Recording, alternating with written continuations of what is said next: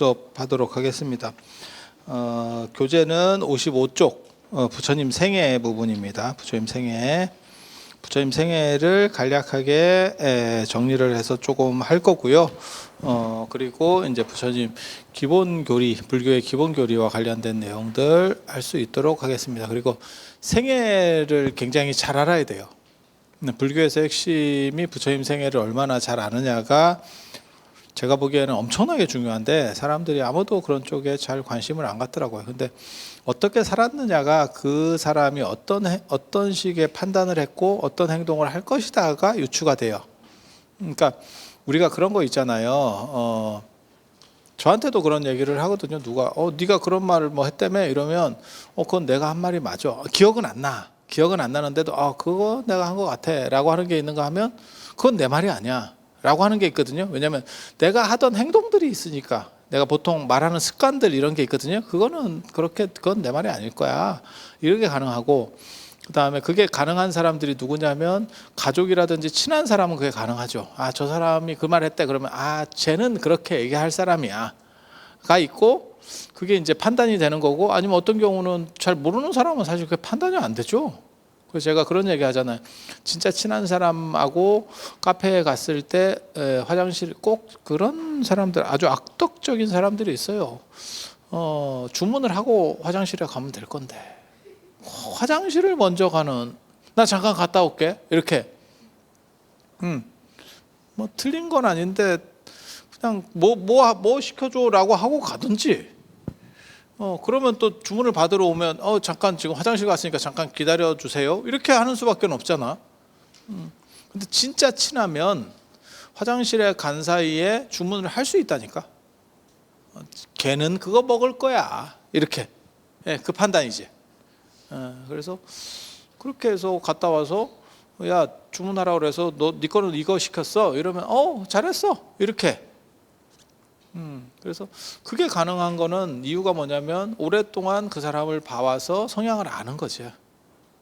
우리도 대신 시켜주는데 약간 껄끄럽거나 잘 모르는 사람 걸 대신 시키지는 않거든.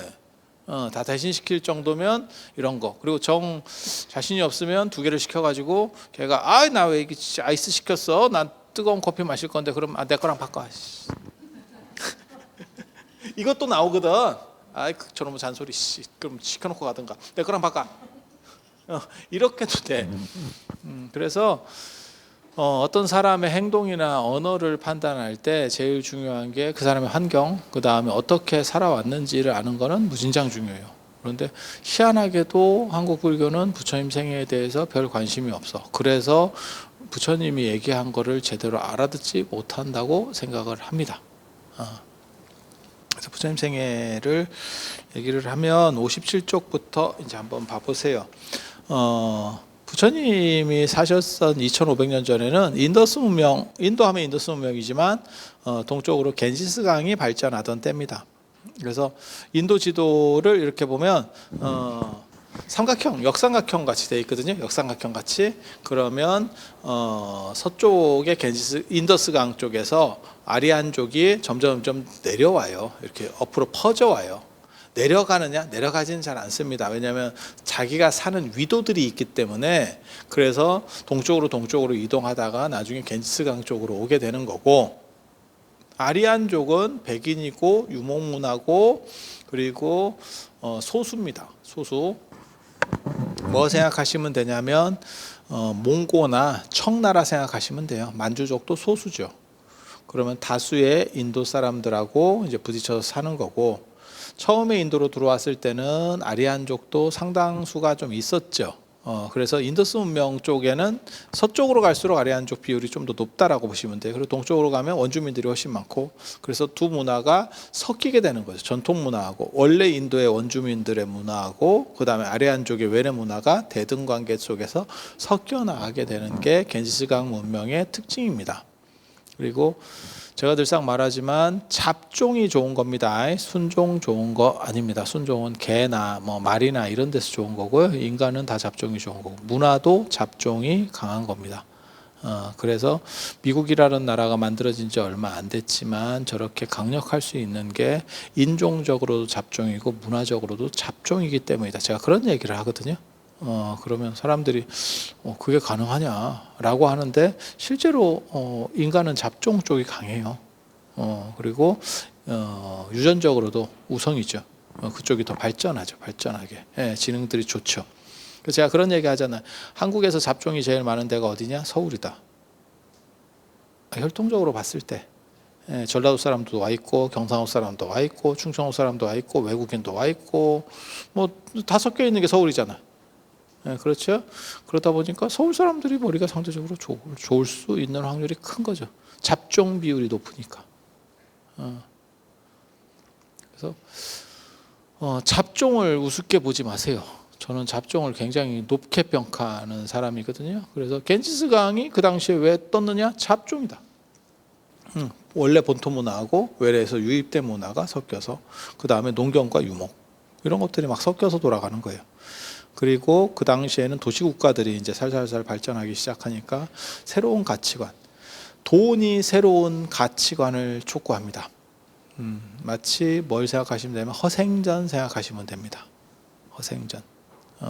그래서 돈이 많으면 그 사람은 신분 상승의 욕구가 생기는 거고, 신분 상승의 욕구가 생기는 거고 세상이 달라지기 시작하는 거죠. 그래서 돈이 있다 보면 신분 상승의 욕구가 당연히 생기게 되고 사람이 돈만 갖고 살 수는 없잖아요. 물론 우리 같은 이제 쩌리들은 돈만 있으면 그것만 갖고도 행복한데 재벌이 돈으로 행복할 수는 없잖아요. 그러면 뭔가 또 다른 자기네들만의 무언가를 만들어 가겠지. 그래서 도시국가가 발전할 때 상인들이 움직이기 시작하고 상인들이 재벌로 거듭나면서 신분들이 흔들리기 시작해요. 허생전 같은 일이 벌어지는 거죠. 그러면 이제 돈 없는 양반과 돈 있는 쉽게 말해서 평민 이 관계가 역전되는 거죠. 지금도 마찬가지죠. 지금도 마찬가지죠. 그래서 돈 있으면 뭐 센 거죠. 그렇지 않아요? 권력이 있거나 돈이 있거나 그래서 돈 있으면 그 다음에 권력을 가지려고 하고 뭐 이런 식들이 연결되니까 그래서 신분들이 흔들리기 시작하는 거죠. 기존에 있었던 뭐 브라만, 크샤트리아, 바이샤, 수드라라고 하는 인도의 카스트 제도가 그러니까는 성직자 계급 그 다음에 권력층이죠. 왕이나 귀족 계급 그 다음에 평민, 노예라고 하는 것들이 흔들리기 시작하는 거예요. 노예가 흔들 수 있냐? 노예는 못 흔들죠. 원래 워낙 가진 게 없으니까. 근데 평민 중에서 머리 좋은 사람이 자수성가해서 재벌이 됐어요. 그러면 치고 올라오는 거죠. 그렇게 올라왔을 때 오히려 그냥 위에 있는 사람들보다 더 상위가 될 수 있는 거죠. 기존에 있었던 사람들보다. 실제로 지금 재벌들이라고 하는 분들은 조선시대로 말하면 다 그냥 장똘뱅이지. 아니, 그런 생각 안 들어? 양반이 상업하겠냐? 그러면 양반들은 뭡니까? 양반들은 천석군 만석군이었지. 지금 생각으로 보면 개뿔도 아니지. 몰라. 압구정동 천석군이면 대박. 하지만 시골 천석군 뭐 어쩌라고. 제가 있는 월정사가 사찰 중에서는 땅을 제일 많이 가지고 있어요. 국가 다음으로 또 토지를 많이 가진 게 사찰이거든요. 그래서 사찰 중에서 땅을 제일 많이 가진 게 월정사예요. 어쩌라고. 그거 그냥 산소만 만들어요. 산소만 만들어. 산림이라서 산소 열심히 국가에 공급해주고 있어. 그 외에 아무 쓸모도 없어. 입장료 받는데 조금 쓸모 있네. 그 외에 뭐 아무. 그러니까 땅도 땅 나름이지. 아니 그렇잖아요. 그래서 천석군 만석군 해봐야 별 볼 일이 없는 거고. 지금 뭐 재벌들 뭐 그 주식 배당 수준도 안 되는 정도밖에 안 되겠지. 그래서 시대가 바뀌는 거고. 그러면 당연히 신분들이 흔들리게 되는 거고. 그래서 그런 식의 신분이 흔들리게 되면 새로운 가치관들을 제시를 누군가는 해줘야 되죠. 거기에 맞는. 그러니까 너네는 옛날에 쌍놈이었어. 아니면 사농공상 봐봐라. 사농공상 4개 중에서 상이 제일 따라지잖아. 그러니까 너네는 거지 같은 놈들이야. 이렇게 얘기를 할 수가 없잖아. 지금은 아시다시피 농사나 선비가 뭐 의미가 있어. 선비는 의미가 없고 사자 들어가는 직업은 그나마 의미가 좀 있지. 그죠? 그래서 제가 어렸을 때 사람들이 저한테 그랬는데 내가 중고등학교 때 사자 직업을 가질 거다. 사람들이 그랬거든요. 도사. 뭐 변호사, 검사, 의사 이런 거 아니고 도사. 근데 되게 재밌는 게 목사도 사자 직업이야. 목사 사자 직업이야. 그래서 그 선비사는 아닌데, 그 선비의 의미는 아닌데, 지금 선비면 아유 절단 났지. 그럼 어디다 쓰겠어. 그냥 꼰대지. 그래서 그거 쓸모는 없고, 그 다음에 농이 뭐 농사꾼이 뭐 시골에서 농사했다가 농협 빚이나 안 생기면 다행이야. 지금 상황이. 공은 괜찮지요, 그죠? 공은 공장, 뭐 예를 들어 제조업, 뭐 이런 거는 뭐 그런가? 그래도 상한테 안 되죠. 상한테 안 되죠. 그래서 그런 거 있잖아요. 펀드 매니저 잘하는 사람은 전 세계적으로 펀드 매니저가 최고급에 올라가면 1년 수익이 1조를 번다던데. 월급하고 인센티브로 조를 번대. 난 조를 버는 사람은 기업인 아니면 없는 줄 알았어. 야, 그거 대단하지. 그래서 뭐라고 얘기하냐면 뭐 투자 이런 거 이렇게 얘기하는 사람들 있잖아. 인터넷이나 이런 데 나와가지고 야, 이 종목이 좋습니다. 이렇게 그런 놈들 다 쓰레기라는 거잖아. 그런 걸 진짜 잘하면 조 단위 월급을 받는데 거기서 학원 강사처럼 나와서 그 얘기하고 있겠냐고. 그거 다 사기꾼들이고. 그 얘기는 제가 어렸을 때도 그 얘기 들었어요. 제가 고등학교 때 그 사주 이런 데 또 관심이 있어가지고 그런 책을 보러 갔더니 누가 저한테 그 책을 사러 갔어요. 교보문고에. 그때는 교보문고에 책 살 일이 많았다. 교보문고 아니면 종로서적이었어요. 우리 때는. 종로서적은 저 종강역인가 어디서 종로 3강가 정확히 기억 안 나는데 거기서 내리면 바로 서점으로 통할 수 있었고, 교보문고는 좀 걸어가야 돼요. 그때만 하더라도. 그래서 약간 그랬었는데, 책을 샀는데 그때 제가 그런 책을 보니까 점쟁이가 하는 얘기가 뭐였냐면, 점 보는 놈이 하는 얘기가 저한테 쓸데없는 짓 하고 있다. 진짜 점을 잘 보는 사람은 책 쓸 시간이 없다. 책 쓰는 놈은 다 제대로 된 점쟁이가 아니다. 그래서 아니 점을 잘 보는 사람도 책을 쓸 수 있는 거 아닙니까? 라고 했더니 웃기지 마라. 네가 예약돼 있는 거를 제대로 안 봐서 그렇다. 그 사람은 건당 5만 원인데 그 당시 3만 원에서 5만 원이었거든. 제 고등학교 때 책 하나 팔아봐야 얼마가 남겠냐.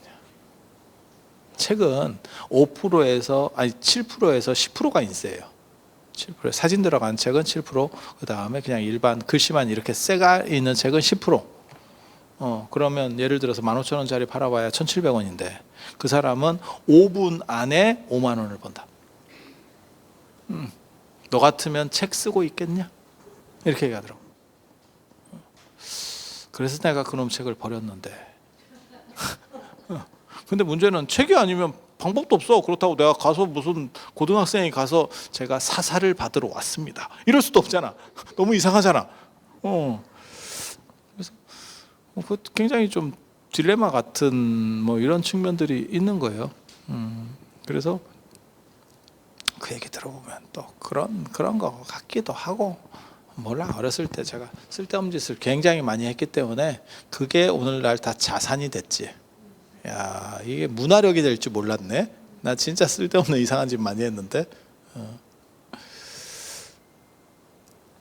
그래서 신분 계급들이 흔들리기 시작하면 거기에 맞는 새로운 얘기들을 해줘야 되지. 그러니까 산업공상, 상 중에서 최고는 장사꾼 중에 최고는 없는 거 파는 사람이 최고. 없는 거 파는 사람이 최고. 있는 걸 파는 사람은 좀 떨어지는 거고, 그러니까 삼성이 반도체를 팔아요. 그 다음에 뭐 갤럭시를 팔아요. 이건 좀 떨어지는 거죠. 없는 걸 파는 사람이 최고. 공을 팔아요가 최고예요. 공을 팔아요. 세상에 그런 걸 팔 수도 있습니까? 그거 팔지. 그러니까 예를 들어서 지금 삼성이 예전에 9만 원까지 올라갔다가 요즘 한 6만 원 정도 이렇게 5만대로 밀렸다가 아마 6만 원 정도 이렇게 됐을 거예요. 그게 왜냐면 반도체 사이클이 지금 안 된다는 거잖아요. 반도체가 사이클이 이게 뉴스에 그냥 나오는 얘기 하는 거예요. 그렇게 막 이상하게 듣지 마. 그렇게 이상하게 생소하게 들으면 뉴스를 안 보는 게 티가 나잖아. 그러니까 본 것처럼 하라 말이야. 이게 쫙 이렇게 해서 사이클이 있어요. 그래가지고 그 사이클을 타면 삼성 같은 데는 이렇게 막 올라가고, 안 그러면 지금 이렇게 떨어지고 뭐 이렇게 한다는 거잖아요. 그래서 이렇게 떨어지려고 하는데 지금 갑자기 챗 GPT가 나오면서 인공지능의 시대가 생각보다 빨리 열리는 게 아니야. 그러니까 이게 지금 이렇게 올라간다는 거거든. 아니 그렇게. 네, 그렇게. 왜냐하면 거기 정보를 엄청나게 많은 처리를 해야 되기 때문에 다시 반도체가 올라가는 거 아니냐? 생각보다 이 사이클이 바닥까지 안 내려가고 이렇게 다시 되는 거 아니냐? 라는 생각을 하고 있는 거죠. 그렇지만 이런 사이클도 있고, 갤럭시도 옛날보다 지금 잘 안 팔리는 거 같고, 예전에 한번 뭐 이상한 거 하나 폭 터져가지고, 그죠? 삼성이 다 리콜하고 뭐 이런 사건도 벌어졌었고, 제가 요즘 금강경, 저 월정사에서 금강경 기도를 하는데 그 기도를 최초로 유튜브에다가 광고를 붙였거든. 불교 쪽에서는 최초입니다. 그러니까 기독교 광고는 붙는데 불교 광고는 내가 처음으로 붙였거든. 나 깜짝 놀랐네. 저도 유튜브를 하잖아요. 나한테 얼마를 주냐면 1.2원을 줍니다. 여러분이 한번 클릭을 하면 나한테 한 1.2원 정도 오는 것 같아. 곰인형 눈깔 붙이는 그거 한 100원 정도 주지 않을까 요즘? 예전에 우리 어렸을 때는 그거 뭐 10원 뭐 아니면 5원 뭐 이런 얘기 있었는데 모르겠고, 야 1.2원이야. 그러니까는 한 10,000명 정도가 클릭하면 다다다다 이렇게 하고 많이 되면 그 광고를 봐야 돼. 그렇게 되면 12,000원 버는 거야. 이해가 되죠? 야 쉽지 않다. 그런데 내가 내는 입장이 됐잖아. 받는 입장이 아니고 내가 내는 입장이 됐잖아. 내는 입장이 되니까 여러분이 클릭 한번 하면 1,150원을 뜯어가. 야, 씨, 이거 딱 보고, 야, 이 세상에 이렇게 남겨 먹는 장사가 있나? 1,000배입니다. 1,000배. 1,000배를 남겨 먹습니다. 1원을 주고 1,000원을 받아가니까. 아니 그렇잖아. 근데 인공지능으로 해서 뭐 어쩌고저쩌고 해서 오래 하면 좀 가격이 다운된대. 다운돼도 내가 보기엔 500원 이하로는 잘 안 떨어지지 싶어. 500원만 해도 500배를 남기는 거야. 그러면 유튜브 회사는 무엇을 파느냐? 지들 파는 게 없어.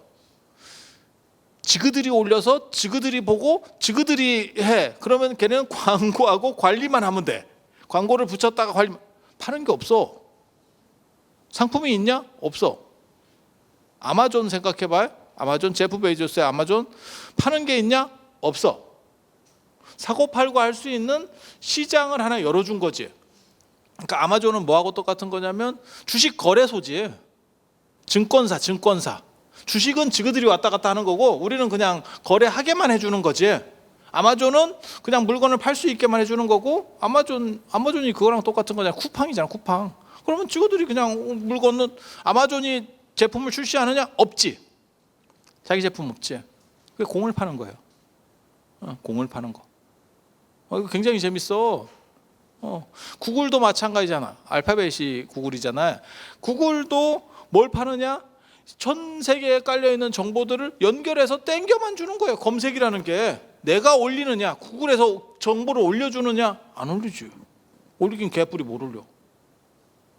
아니 맞잖아. 그걸로 전 세계를 먹었어요.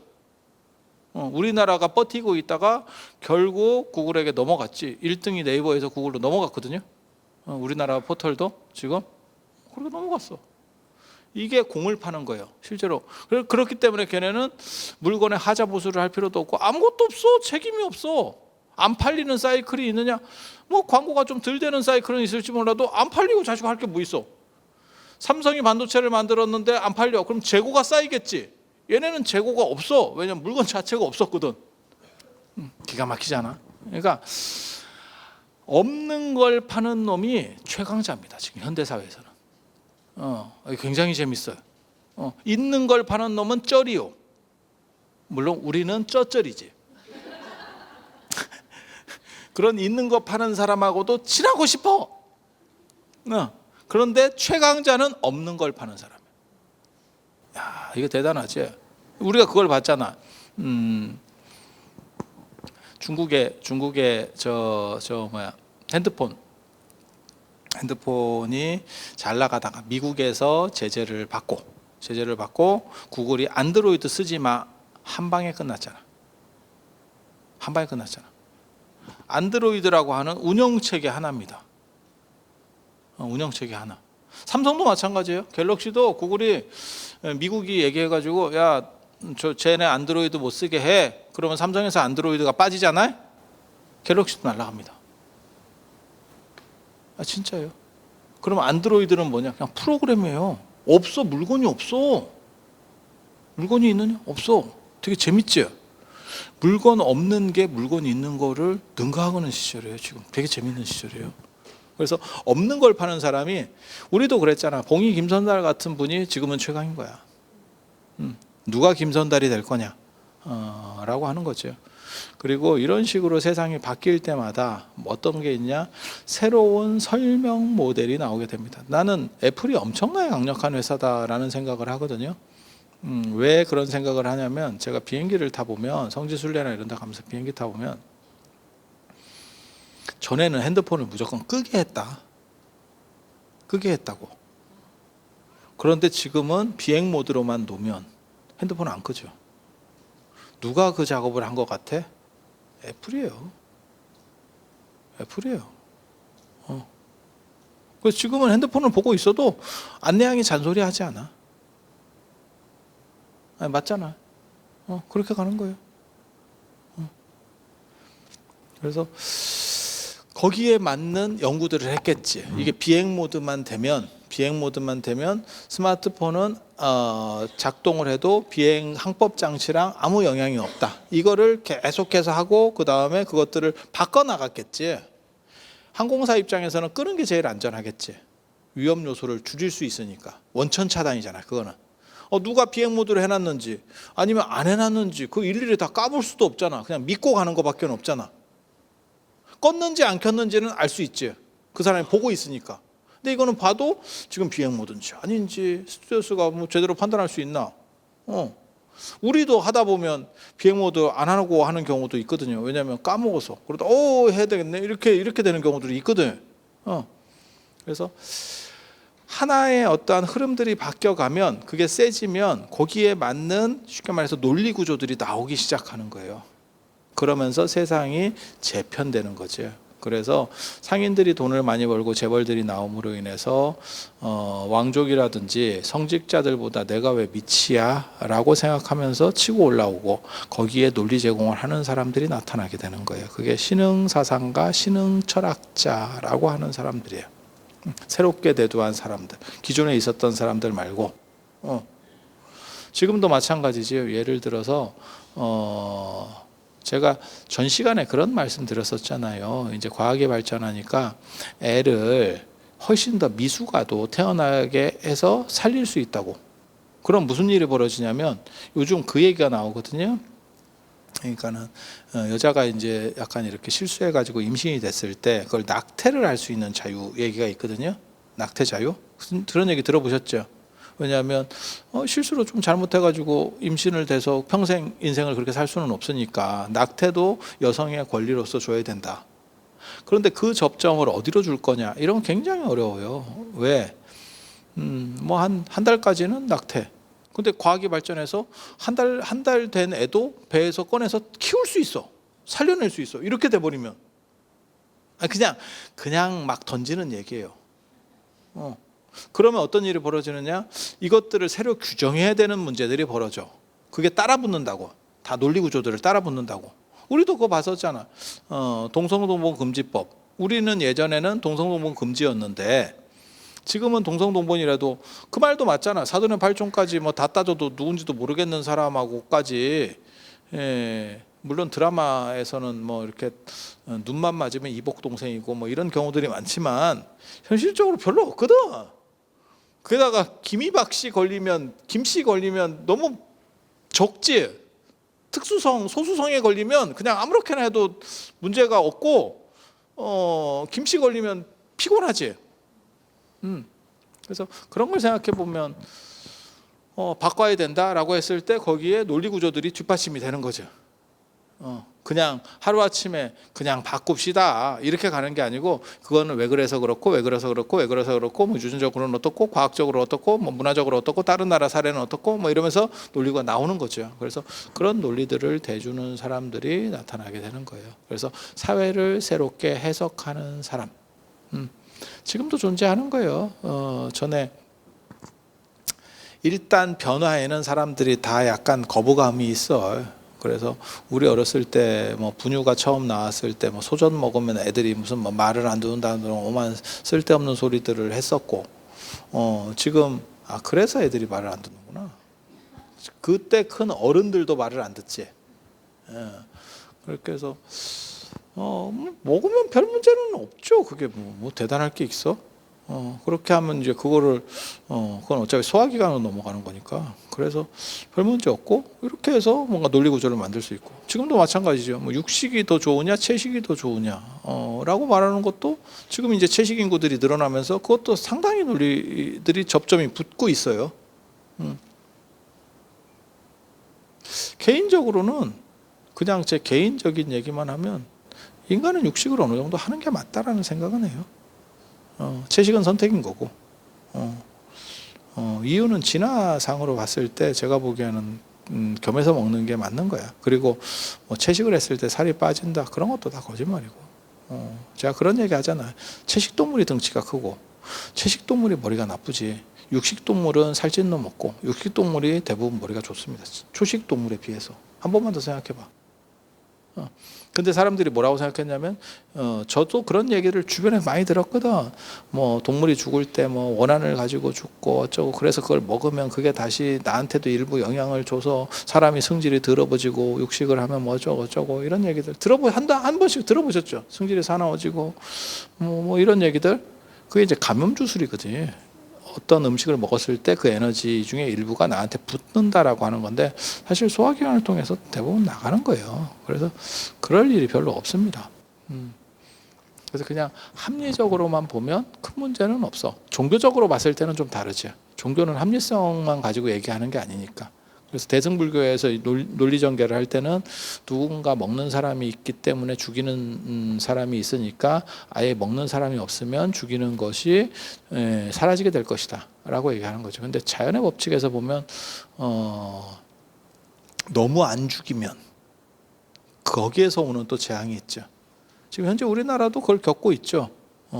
멧돼지하고 뱀도 못 잡게 지금 돼 있거든요. 그래서 시골에서는 멧돼지 때문에 농사 못 짓는다고 하는 분들도 많이 나오고, 여러분은 안 당해봐서 잘 모릅니다. 멧돼지 그 보통 일 아닙니다. 그리고 지금 뱀 못 잡게 하니까 뱀 개체수가 너무 많이 늘어나가지고 잡으라고 해도 그 옛날같이 먹는 사람도 없어. 그리고 멧돼지도 시골 사람도 안 먹습니다. 여러분 생각하고 달라요.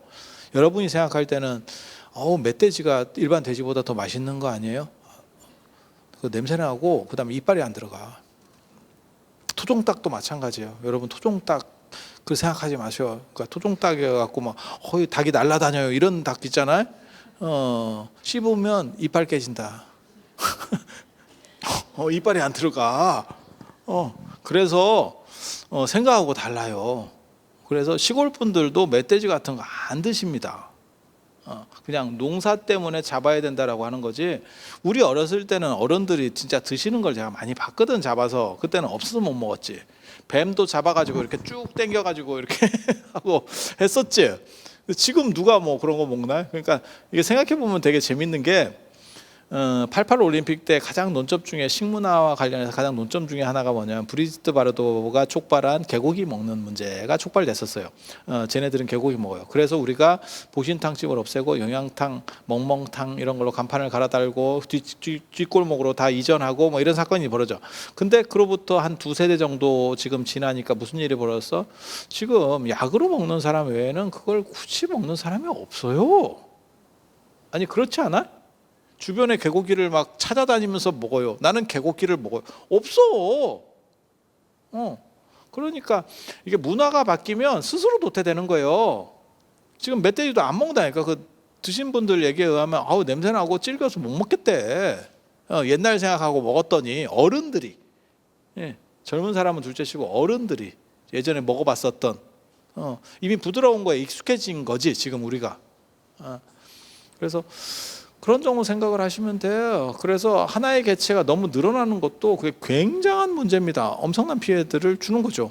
우리는 뭐 치명적 독사까지는 없지만, 그래서 개체 수를 인위적으로 그러니까 제가 늘상 하는 얘기 있거든요. 자연이라고 하는 게 원래 자연으로 방치되면 좋은 거냐? 절대 그렇지 않다. 이유는 인간이 관리한 기간이 너무 길기 때문에 자연에 대해서 인간이 간섭하지 못하면 지금 자연은 자연으로 돌아가지 않는다. 인간에게 유리한 자연을 얘기하는 거예요. 인간에게 유리한 자연. 그래서 이런 것들도 조절을 해야죠. 그러니까는 무슨 모든 생명이니까 다 안 나빠요. 뭐 그 지그들도 살아야지. 예. 그거는 예전에 우리 동물의 왕국에 나왔던 그거랑 똑같은 거죠. 사자가 누나 영양을 사냥을 하고 있으면 저 어렸을 때 동물의 왕국에서는 그걸 사람이 개입을 해서 쫓아줬죠. 안 죽게 해줬죠. 그런데 나중에는 인간이 개입하면 안 된다라고 판단을 하기 때문에 어차피 걔네는 누군가는 먹어야 될 거 아니야. 그래서 그걸 그냥 촬영만 하지 개입하지 않죠. 지금 영상들을 보면 지금 뭐 동물의 왕국 보지도 않아. 동물의 왕국 망했잖아. 인간 왕국도 지금 피곤한데 동물의 왕국을 뭐하러 보고 있어. 그래서 그런 정도 생각을 하시면 돼요. 그래서 사회가 이렇게 바뀌게 되면 거기에 대한 당위성 이야기들이 끊임없이 나온다는 거. 그리고 그때도 이제 개고기를 먹느냐 안 먹느냐의 논점들이 굉장히 많이 나왔지. 근데 지금은 먹느냐 안 먹느냐의 논점도 거의 없어. 왜? 먹는 사람이 없어 아예. 물론 일부는 있겠지. 네가 뭔 소리를 하느냐, 네가 몰라서 그렇지. 아직도 그런 걸 하는 사람이 있다. 진짜 일부지. 그럼 그 사람을 어떻게 다 막냐 세상에. 예. 우리나라가 6만 불이 돼도, 지금 3만 5천 불이지만 6만 불이 돼도 거리에서 주무시는 분은 있어요. 내가 장담하는데 그걸 다 막을 수 있느냐? 못 막습니다. 미국 못 막거든. 미국이 6만 불이야. 못 막어. 그러니까 그거를 전부를 다 해결해야 끝납니다. 그러면 그건 말 같지도 않은 얘기고 한 90 몇 프로까지 올라오면 끝난 거예요. 그 부분은 사안에서 이제 끝났다고 보면 돼. 그 몇 프로를 더 없애기 위해서 처리한다는 거는 그건 행정력 낭비요. 시간 낭비인 거고. 그래서 흐름이 바뀌면 새로운 이야기들을 할 수 있는 구조들이 계속해서 나오게 되고, 그리고 그것을 촉발한 사람들은 상인들이었고, 그리고 그 시점에 부처님이 태어나시게 되는 거예요. 그래서 부처님도 새로운 얘기를 하죠. 그 새로운 얘기 중에 하나가 불교에서 말하는 사성평등.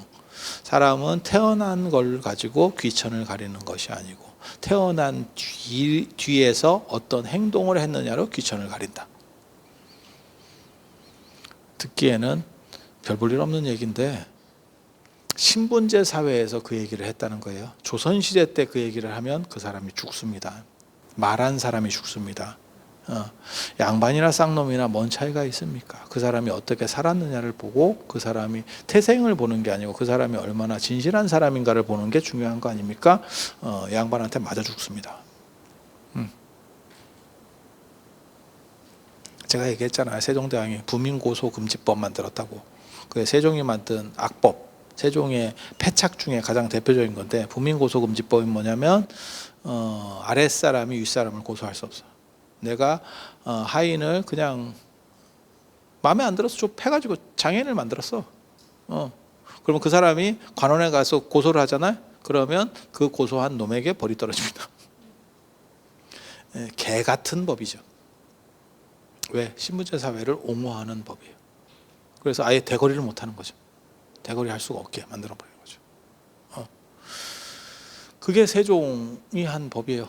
세종 같은 분도 그런 행동을 해놨어.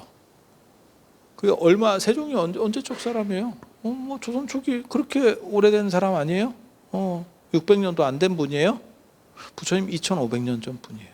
그때 그 얘기를 했어요. 왜 했느냐? 신분이 흔들리고 있었기 때문에. 그게 말할 수 있는 여지가 되는 거예요. 지금 우리 일제강점기 때 그런 얘기 했으면 멋있는 사람이죠. 야, 계몽한 사람이고 선지식이다. 이렇게 평가를 받았겠죠. 아니 그렇지 않아? 그런데 조선시대 때 그렇게 말하면 날아가거든요. 이게 잘리거든요. 그러니까 그 얘기는 뭐냐? 붓다 당시에 이미 그런 흐름들이 어느 정도 암암리에 좀씩 움직이고 있었다. 그거를 붓다는 수용해서 얘기를 하는 거다. 그리고 그것은 합리적 선상에서 사람들이 지지할 수 있었다. 되게 재밌는 게 조선 후기에 정조나 이런 분들이 노비를 풀어주려고 그랬었어요. 노비를 풀고 평민으로 만들어주려고 했었거든요. 왜 그랬을까요? 세수증대를 위해서. 노비는 면세거든요. 그러니까 세수증대를 위해서 노비를 풀어주려고 그랬어. 근데 노비가 데모를 하면서 뭐라고 얘기했냐면 우리는 계속 노비로 남고 싶어요. 를 했습니다. 우리 생각에는 노비에서 풀어주면 더 좋은 거 아닙니까? 그 사람들은 그것을 원치 않았습니다. 이유는 두 가지예요. 하나는 노비도 별로 그렇게 안 힘들어. 왜? 뭐하고 똑같은 거냐면 제가 운전면허 없는 거랑 똑같아요. 어저께도 제가 다른 선생님한테 그 얘기를 들었는데 스님은 운전을 안 하는 게 너무 불가사의해요. 운전을 하면 새로운 세상이 열릴 거예요. 새로운 세상이 있는지는 모르겠는데 나는 안 불편해요. 이유가 뭐냐? 나는 태초부터 운전면허가 없었기 때문에. 그러니까 운전면허가 있다가 없는 사람은 불편해요. 차를 가지고 있다가 차가 없어진 사람은 불편해요. 근데 계속 이런 식으로 생활 패턴을 했던 사람은 별로 불편하지 않아요. 여러분도 버스 계속 타시는 분들은 그거 있잖아. 버스 시간 대충 외우고 있고 어느 시점에 가면 된다. 이걸 알고 있기 때문에 크게 어렵지 않아. 근데 자동차만 계속 타다가 버스 한번 타려고 그러면 이거 시계를 어디를 봐야 이게 버스가 언제 오냐? 이거 뭔 뜻인지 아시죠? 겁나 불편한 거야. 그래서 노비로 계속 살면 안 불편해요. 눈 뜰 때부터 노비였고 계속 노비였어. 안 불편해요. 그리고 여러분이 생각하는 노비는 저 향단이나 방자 같은 그런 내거 노비를 생각하니까 저거 밑에서 이렇게 자꾸 굽신거려 많이 뭐 이래 되고 이런 거 아니요? 그 노비 아니고 외거 노비라고 노비들만 따로 사는 데가 있어요. 그렇게 해서 그냥 그 집에 소속됐다기보다도 어떤 마름이 관리하면서 농장을 관리하는 노비들. 그래서 평민하고 큰 차이도 없어. 그리고 뭐가 있냐면 지그들끼리만 사니까 평민이든 뭐든 관계도 없는 거야. 그냥 지그들끼리 결혼하고 하나의 집성촌이 만들어지는 거지 일종의. 그러니까 별로 그 문제의식도 없고 평민이 되면 세금을 더 내야 돼. 세금이 올라갑니다. 그러니까 굳이 뭐 좋은지도 모르겠는데 평민을 해서 세금을 더 낼 필요가 있을까? 이렇게 되는 거고, 그다음에 양반 밑에 있으면 보호가 돼요. 그 양반이 자기 재산이니까 누가 뭐 부당한 일을 했을 때 막아주죠. 맞잖아. 근데 이게 평민이 돼버리면 지가 막아야 되거든. 부당한 놈들은 계속 존재하겠지. 뭐 삥 뜯어 가려는 놈들. 그러니까 뭐하고 똑같은 거냐면 김도환이지. 김도환이 종로를 먹고 종로 상인들에게 삥을 뜯는 대신에 그걸 막아주는 것처럼. 저는 뭐 김도환이나 이런 사람들을 별로 대단하게 안 보는데 그래 봐야 뭐 삥 뜯던 상인들 삥 뜯던 깡패지 뭐가 있어. 정의롭게 뭘 구한 것처럼 구하긴 개뿔이 뭘 구했어. 삥 뜯다 그 돈으로 국회의원 한 거밖에 없지. 그래서 깡패는 어떠한 논리 구조 속에서 정당화될 수 없어요. 폭력이나 깡패나 이런 것들은 정당화될 수가 없어요. 그래서 뭐 말이 돼. 그래서 그런 식으로 그래서 노비들도 그때 데모를 했다니까. 정부를 상대로 우리는 노비로 남고 싶어요. 그래서 뭐 시켰어요. 정부에서 뭐 시켰어요. 그래서 여러분이 생각하는 것처럼 이게 신분을 타파하고 선천적인 것들은 다 끊고 혈통이나 이런 건 다 끊고 후천적인 노력으로만 평가합시다 라고 하면 사람들이 다 환호했을 것 같죠? 아니에요. 그거는 지금 여러분들의 생각일 뿐이에요. 그 당시 사람들은 그렇지 않아요. 여성도 마찬가지입니다. 불교가 세계 종교 중에서 최초로 여성 성직자를 인정한 종교예요. 그러한 문화로 개신교는 약간 달라졌지만 개신교도 목사 중에 잘 나가는 목사에 여성 없죠. 없잖아요. 여성이 대단한 교회를 가진 목사가 있어요? 없어. 현대 한국에도 없어. 전 세계에서 제일 큰 교회 10개를 꼽으면 그 중에 6개가 우리나라에 있는데 목사 없어. 여자 목사 대단한 사람 한 명도 없어. 그죠? 그런 상황이고. 그럼 뭐 미국이나 이런 데는 있습니까? 대단한 사람 없어. 아는 사람 있으면 얘기해 보세요. 없어. 없어. 그것만 그러느냐? 공자집에서도 여자는 사람 취급 안 되죠. 그래서 공자가 3대 동안 이혼했어요. 다 이혼입니다. 공자집 3대 이혼. 그리고 제가 그 얘기 해주는데 증자가 이혼할 때 그게 굉장히 재밌는 사연으로 이혼을 하거든요. 증자가 공자의 제자 중에 아주 잘 나가는 제자인데 효경을 쓴 게 증자인데 증삼이라고 하는 사람인데 이 사람이 굉장히 좀 추잡한 사람이거든요. 약간 내가 보기엔 인성이 좀 덜 된 사람인데 그 당시가 이제 전국 시대라 가지고 전쟁이 터지고 막 이러니면 학당에서 자기 이제 학교가 있는 거지. 학교가 있어. 근데 피난을 가야 될 거 아니야. 피난을 가면 자기는 가고 제자들한테는 학교를 지키라 그래. 왜? 다 가면 이게 약탈되잖아. 너무 치사하지 않아? 그럼 그냥 같이 지키든가. 내가 제일 치사한 게 그런 사람들이거든. 그러니까 그냥 갈 거면 같이 가든가, 안 그러면 그냥 지키거나 자기가 모범이 돼서 지키거나. 월정사의 하남 스님 같은 경우는 그 당시 일제강점기 때 종정하셨는데 해방 후에도 종정이 하셨었는데 그때 한국 전쟁이 터지니까 제자들이 통도사로 피난을 가십시다 이렇게 얘기했다고. 그러니까 피난을 가겠다. 이렇게 해서 사람들을 다 보내고 맨 마지막에 뭐라고 틀었냐면 좌당 생사, 앉아서 생사를 맡겠다. 이 자리에서 내가 생사를 맡겠다. 나는 가지 않는다. 당신이 처음부터 안 간다 그러면 제 아들이 못 갈까 봐. 이게 이런 게 좀 멋있는 리더 아니요? 근데 나는 피난을 갈 테니 너네는 학교를 지켜라. 이게 무슨 이게 사람인가? 근데 그게 아리스토텔레스도 비슷한 행동을 해요. 아리스토텔레스 소크라테스가 그 두 가지 죄로 약사발을 받게 되거든요. 두 가지 죄가 젊은이를 선동한다. 그 다음에 신관을 현혹했다. 기존의 그리스 신관과 다른 얘기를 한다. 그래서 이제 독배를 마시게 되는데 그때 사람들이 이제 빼주려고 합니다. 그래서 이제 지금 당신이 죽게 생겼으니까 망명을 합시다. 배를 준비해놨으니까 망명을 합시다. 그랬더니 소크라테스가 맨 마지막에 그렇게 얘기하고 죽잖아. 나는 공짜는 양잿물도 마신다. 이러면서 완샷을 하고 죽었다는. 그렇게 가는 거거든요. 빼주려고 했는데 아리스토텔레스도 죽을 뻔합니다. 소크라테스, 플라톤, 아리스토텔레스 이렇게 내려가잖아. 그때 아리스토텔레스는 도망을 가요. 그러면서 무슨 얘기를 했냐면 그게 아주 명언입니다. 나는 아테네 사람으로 하여금 철학자를 2번 죽였다라고 하는 오명을 씌울 수 없다. 추접게 씨. 야, 이게 뭔가 싶죠. 이게 이게 말인가 소린가. 이게 뭔가. 그러니까 도망은 가고 싶은데 명분이 안 되니까 나는 그리스 사람들을 내가 사랑하기 때문에 그들이 철학자를 2번이나 죽인 실수를 했다고 그런 욕을 먹는 거를 내가 참을 수가 없다. 그래서 나는 튄다. 이게 뭔가 싶어. 그렇게 해서 그 증자가 나중에 이혼할 때 보면 되게 재밌어요. 증자가 이제 우리 같이 이제 얘기를 이렇게 많이 이게 선생이니까 이렇게 말을 많이 할 거 아니에요? 저는 타고난 게 있어요. 이거는 내가 참 잘 타고났다고 싶은 게 목도 안 아프고 우리는 수업 많이 할 때는 12시간 수업도 했었어요. 12시간 수업. 콘택 600이라고 12시간 지속도 해요.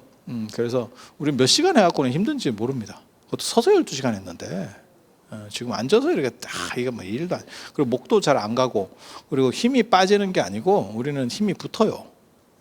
그래서 이게 아주 굉장히 좋은 조건을 가진 거지. 근데 우리 같은 목소리가 연불 목소리는 아니라는 거. 이게 조금 이게 장단점이 있어. 그렇게 해서 하는데 증자는 목이 잘 갔는가 봐. 그건 이제 사람 나름이지. 그리고 1시간만 해도 몸이 푹 가는 사람이 있어요. 남 앞에서 얘기하면 1시간에 쫙 진 빠지는 사람이 있어. 지들끼리 떠들 때는 3시간을 떠들어도 진이 안 빠지는데 남 앞에서 얘기하라 그러면 1시간 만에 진이 빠져. 그거 참 재밌지. 그렇게 해서 무기 잡고 가니까 마누라가 그 당시에도 그게 있었어. 배를 중탕을 해줬대. 뭔지 아시죠? 그러니까 예전 어른들이 이렇게 하면 목 아프다 그러면 배나 도라지 이런 거 해주는 게 있었거든요. 지금 뭐 그냥 약 먹으면 되지. 프로폴리스 먹어. 프로폴리스. 호주 거, 뉴질랜드 거 먹으면 된다. 프로폴리스 먹어.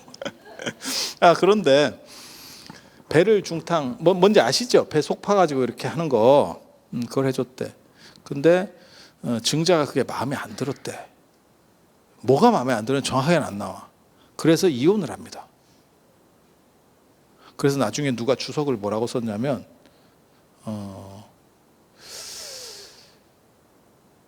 증자같이 이혼하면 이혼 안 당할 여자가 어딨냐, 이런 주석이 나와.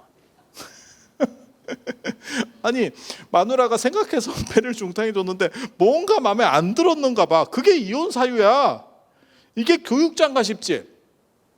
아니 아들을 못 낳는다, 요즘 개념은 아니니까 아들을 못 낳는다거나 안 그러면 뭐 여자가 너무 이상한 행동을 했어. 그러면 우리가 그 시절이니까 지금은 도의적인 거라도 그렇게 하면 안 되는데 그건 뭐 옛날 사람이니까 그럴 수도 있지 않겠어? 라고 할 건데 배 중탕이 마음에 안 든다고 이런 개 같은 경우가 있나? 이게 뭘 의미하는 거냐면 여성을 얼마나 무시했나를 알 수 있는 거예요. 그러니까 작은 트집 하나 잡아서 난리는, 뭔가 마음에 안 들었겠지, 안 든 게 있었겠지, 그리고 바꿀 만한 사람이 있었는갑지. 그냥 생각해. 그냥 이건 제 그냥 저렴한 생각이에요. 그냥 뭔 뜻인지 아시겠죠? 그래서 그냥 트집 잡아 내보내는 거야 지금. 그래서 이 얘기는 뭐냐? 너무 여성차별적인 거죠. 여기만 그렇게 한 게 아니고 우리 그거 있잖아, 조선시대 칠거지 약나 그거 보면서 되게 이게 도대체 말이 되나, 여성들은 왜 이런 굴레 속에서도 반항하지 않았나 라는 생각. 그게 그거잖아, 시기 질투하면. 그러니까 남편이 바람 피고 오면 고생하셨습니다 이러고 쌍화차라도 이렇게 하나 드려야 된.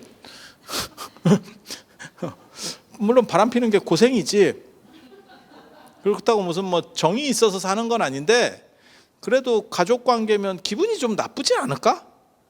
아무리 정없이 살아도? 아니 그렇지 않아?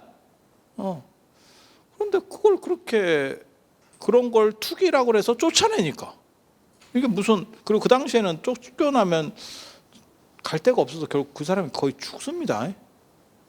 한 70% 이상은 그냥 죽는 거예요.